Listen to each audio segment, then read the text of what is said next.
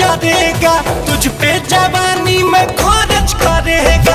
रात भर मोबाइल का टॉर्च जरेगा, तुझ पे जवानी में खर्च करेगा।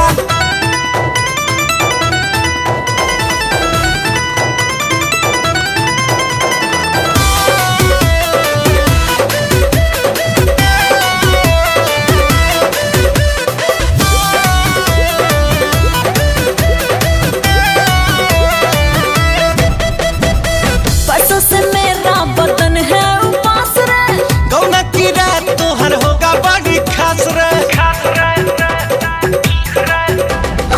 परसों से मेरा बदन है उपास रे, हाँ, गौना की रात तोहर होगा बड़ी खास रे। जानती हूँ खाली वो मच मच करेगा।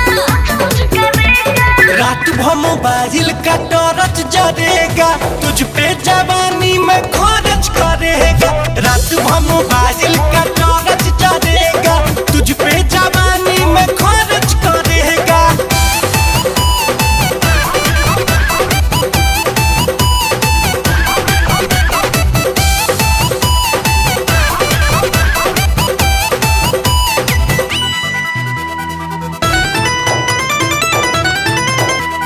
रोज रोज निंदिया करेगा खराब रे, मजा मोहब्बत के देगा बेहिसाब रे।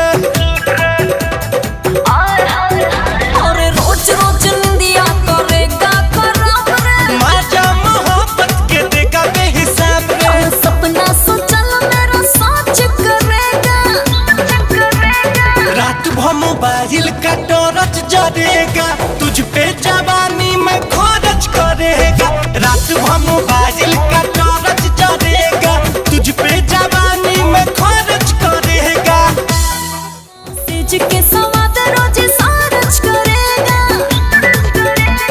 रात भर मोबाइल का टॉर्च जरेगा, तुझ पे जवानी में खर्च करेगा।